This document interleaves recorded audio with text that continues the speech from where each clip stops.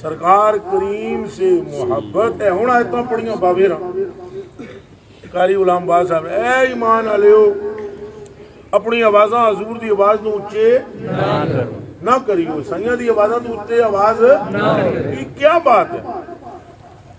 یہ ادب ہے نا. ابھی میں آؤں گا ادھر سے تو علی رضا سکھائے گا آپ کو کہ سائیں آ رہے ہیں, ادب سے رہنا, سر پہ ٹوپی رکھنا, ملتے ہوئے اس طرح ملنا, اونچا نہ بولنا, فلان نہ کرنا. وہ خلیفے کرتے ہیں نا, ٹریننگ دیتے ہیں نا, ٹرینڈ کرتے ہیں نا خلیفے, اور مرید اور شاگرد استاد کا ادب سکھاتا ہے, مرید اپنے پیر کا ادب سکھاتا ہے. ایسا ہی ہے کہ نہیں؟ اب میں شاہ صاحب کا ادب سکھاؤں یہ تو نہیں نہ ہوتا, ہنج کر کے ملنا ہے نا. وڈا نکے دا ادب نہیں سکھاندا, نکا وڈے دا ادب سکھاندا ہے. یہاں یہ بھی الٹ ہے, یہاں اللہ بڑا ہے اور حضور مخلوق ہے, لیکن وہ خالق ہو کر اس محبوب کا ادب امت کو سکھا رہا ہے. سمجھ آ رہی ہے؟ اللہ ہو کر وہ فرما رہا ہے آواز اچھی نہ کریو. دسو ہوں یہ نبی آتا ہے کس کے لیے؟ اللہ سے ملانے کے لیے. کس کے لیے نبی آتا ہے؟ اور توحید سکھانے کے لیے. ایسا ہی ہے. اچھا یہ نبیوں رسولوں کی اسی لیے یہاں آمد ہوئی ہے کہ اللہ کی توحید کا بتائیں, وہ ایک ہے, وہ مالک ہے, وہ خالق ہے, پیدا وہی کرتا ہے, مارتا وہی ہے, زندگی اس کے قبضے میں ہے, شرع و بسط سب اس کے قبضہ قدرت کے تحت ہے. یہ سکھانے یہ عجب محبوب آیا ہے کہ یہ تو توحید سکھا ہی رہا ہے پر توحید والا اس کا ادب سکھا رہا ہے. آواز اونچی نہ کرنا, آواز اونچی. اور پھر آگے فرمایا بلانا بھی اس طرح نہیں ان کو جیسے ایک دن والے ہوئے گل سنی میری, ایسے نہ کرنا. آپ ہوش کریں جتنے بیٹھے ہوئے ہیں, اے تمہاری ساری زندگی دی عبادت صرف ہوئے ہوتے ختم ہے.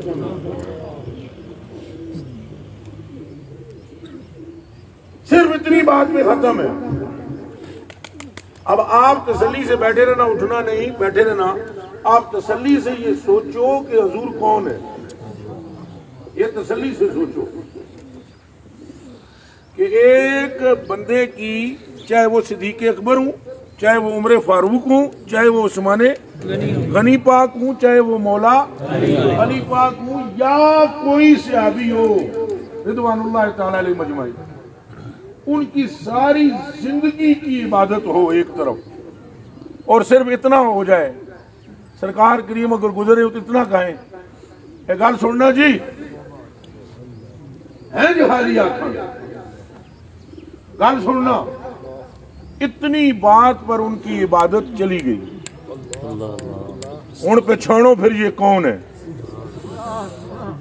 یہ پہچانو کہ پھر یہ کون ہے, کہ اگر تم نے ان کو اپنے جیسے جس طرح ایک دوسرے کو بلاتے ہو, وَلَا تَجْهَرُوا لَهُ بِالْقَوْلِ كَجَهْرِ بَعْضِكُمْ لِبَعْضٍ أَن تَحْبَطَ أَعْمَالُكُمْ وَأَنْتُمْ لَا تَشْعُرُونَ.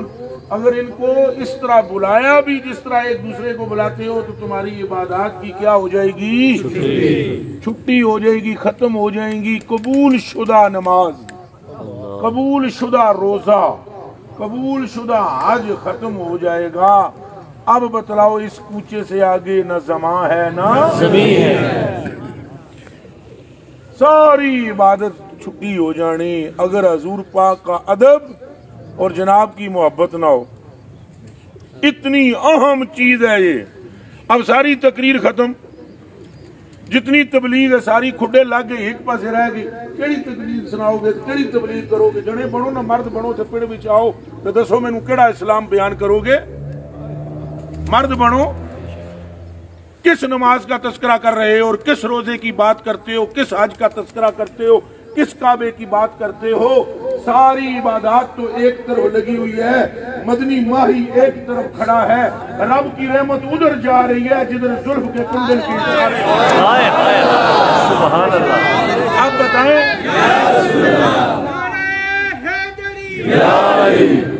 محبت لائیں، پورا آپ کے اعمال پورے پٹارا، پورا وہ جو اسلام والا ہے اور اعمال والا ہے، پورا وہ باکس ایک طرف ہے، اور ایک طرف سائیں کہ وہ صرف اتنی بات کرنی، کوئی گل سننا، اتنی بات تو چھٹی، پھر سمجھ کہ رب کو درکار کیا ہے،